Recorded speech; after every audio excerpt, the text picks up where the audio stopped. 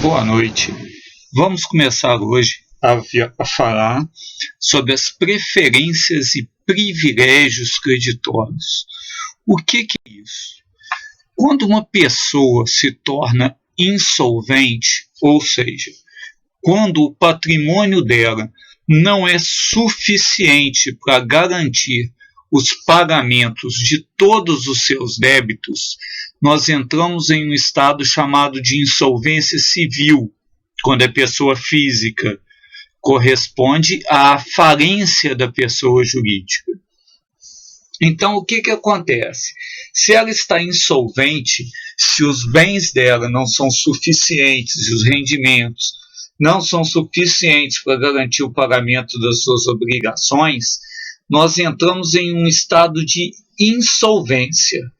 Ora, se o estado é de insolvência, temos que alguns credores não receberão os valores que lhes são devidos.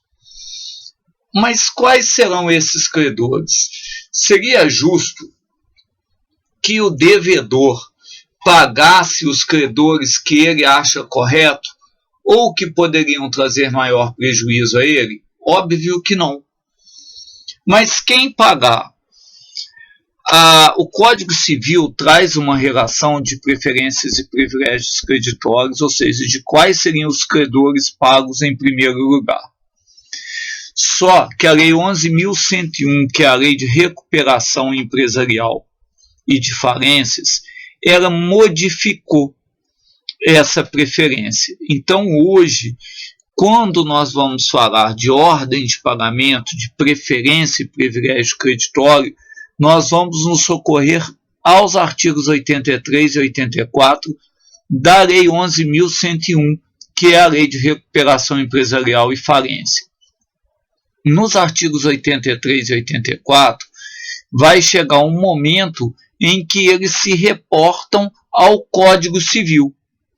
Então, olha só, na verdade, o Código Civil não foi revogado, o Código Civil foi derrogado.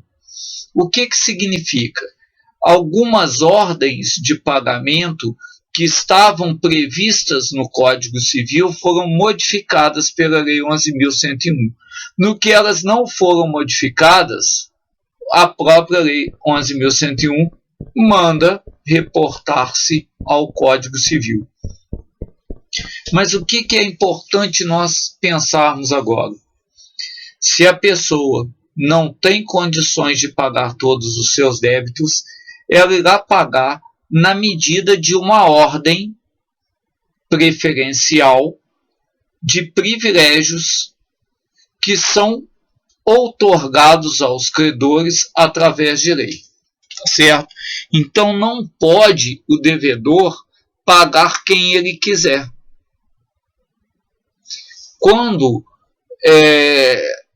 estudamos negócio jurídico e obrigações, vimos que, principalmente na fraude contra credores, se o devedor paga um débito antecipadamente e, em decorrência desse pagamento, outros credores ficam impossibilitados de receber, esses credores podem ir contra o credor que recebeu, né, o que lhe era devido antes do vencimento e exigir que esse dinheiro retorne ao patrimônio do devedor. É justamente para evitar isso que a lei estipula a preferência e o privilégio creditório. Evita, portanto, a fraude contra o credor, que o devedor possa pagar aqueles que ele acha mais convenientes. Certo? Agora, vamos lembrar uma coisa. Insolvência é diferente de inadimplência. O insolvente não possui condições de arcar com as suas obrigações.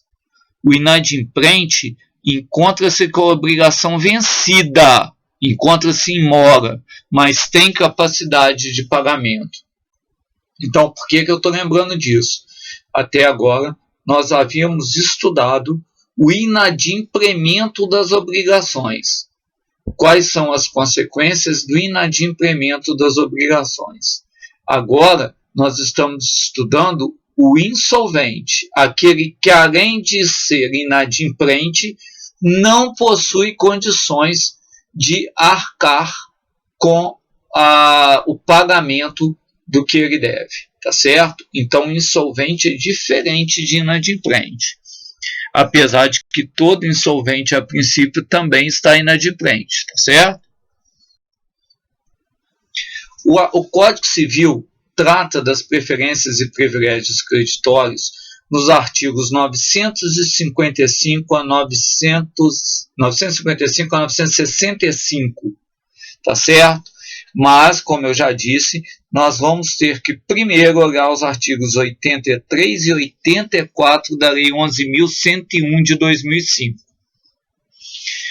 Então, estou lembrando aí que a Lei de Falência ela derrogou o Código Civil quando ela adota critérios de preferência e privilégio diferentes daquele determinado no Código Civil. Vale lembrar que a insolvência da pessoa física ela é quase que um sinônimo da falência da pessoa jurídica. Então, um processo de insolvência para a pessoa física, ela perde a administração do patrimônio dela, assim como na falência a pessoa jurídica também, né, os gerentes da pessoa jurídica, eles perdem a administração da pessoa jurídica, tá certo? Então, na falência é nomeado um administrador judicial e na insolvência da pessoa física também é nomeado um administrador judicial. A lei diz que todos os bens do insolvente respondem pelos débitos. Vale lembrar que isso não é uma verdade absoluta, né? Porque a gente tem o bem de família, e o bem de família ele não responde, mesmo no caso da insolvência, pelos créditos, se for o código, o bem de família do Código Civil posteriores à indicação. E se for o bem de família da Lei 8.009, né, sendo um único bem, não vai responder por débito, salvo aqueles descritos nas exceções do artigo 3º. Então, olha só, a legislação, a lei, ela traz uma ordem em que serão realizados pagamentos da insolvência. E aqui eu vou chamar a atenção o seguinte: o artigo 84, ele traz uma ordem extraconcursal. Então, um privilégio tão grande que ele não entra no concurso de credores. Então, o artigo 84, os débitos descritos no artigo 84, eles são pagos antes das preferências e privilégios descritas no artigo 83 da Lei 11.101. Tá certo? Então, sempre que for verificar o pagamento desses débitos, a gente vai primeiro olhar se existe algum crédito descrito no artigo 84 do Código Civil, da Lei 11.101, desculpem.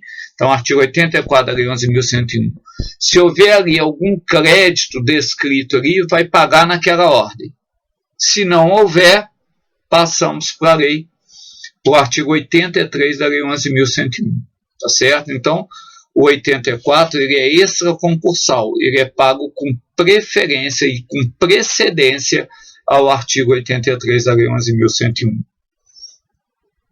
Essa ordem de pagamento ela é estipulada com base em critérios sociais e contratuais. Então, vai falar quais são os credores com privilégios especiais, reais, gerais e os quilografados. Esses últimos credores, chamados quilografados, eles não têm qualquer privilégio. Eles são, portanto, credores que não terão nenhuma garantia de que o débito deles será quitado. Certo?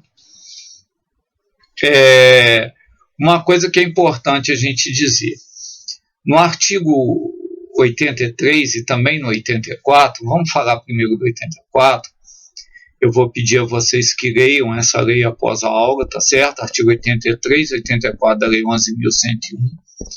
Vocês vão ver lá que ela se refere a uma lei, né? Essa lei é o Código Civil, já vou adiantando para vocês, tá certo? Ela cita o número da lei que institui o Código Civil. Então vamos lá. Se a gente for no artigo 84, a gente vai perceber que ele cita como privilégios, né, ou como aqueles que serão pagos com a maior antecedência, as pessoas que trabalharam ou contribuíram após a insolvência para a manutenção do insolvente. Então, por exemplo, o administrador judicial ele é pago com precedência dos outros credores. Por quê? Porque se o administrador judicial não trabalhar, se ele não arrecadar os bens, não vender os bens, nenhum dos outros credores vai receber. Esse administrador judicial, ele é nomeado, é uma pessoa de confiança do juiz do processo de insolvência civil, e uma vez nomeado, ele passa a administrar o processo de insolvência. Então, ele vai fazer a arrecadação dos bens, a avaliação dos bens, vai fazer a avaliação dos credores através de habilitação, vai oferecer um relatório de quais são os credores e a ordem dos credores, vai participar do julgamento das habilitações desses credores. Então, olha só, se uma pessoa é declarada insolvente e eu tenho, né, um valor a receber dessa pessoa, eu tenho que me habilitar nessa insolvência. E o síndico vai ver se o meu título de crédito é real, né, vai dar vista disso ao credor, ao devedor, desculpem, vai informar se esse crédito é devido ou não, ele pode ter já sofrido a prescrição, então se ele houver prescrito ele não vai ser pago, tá certo? Então isso tudo, quem vai dizer é o administrador judicial, tá certo? Que é nomeado, é uma pessoa de confiança do juiz. Então o que acontece? Na antiga lei de falência, assim também ocorria no Código Civil, o administrador judicial ele não tinha preferência de crédito. Então muitas vezes ele trabalhava e na hora, ao final do processo, ele não recebia nada, ele não tinha nada para receber. E aí o que acontecia? Ninguém queria ser administrador judicial, porque a responsabilidade, tanto civil como criminal, é muito grande. E aí ninguém mais queria ser administrador judicial. A Lei 11.101 ela veio corrigir isso, para que possibilite mesmo o processamento do feito. Então, hoje, o administrador judicial, ele recebe de forma extraconcursal e com privilégio, né, sobre os demais credores, com uma preferência sobre os demais credores. Assim também, todos aqueles que atuam como auxiliares do administrador. Então, o perito contábil, o perito avaliador, todos eles têm uma preferência, porque senão também não iriam aceitar o encargo, né, sendo que todos eles têm responsabilidade.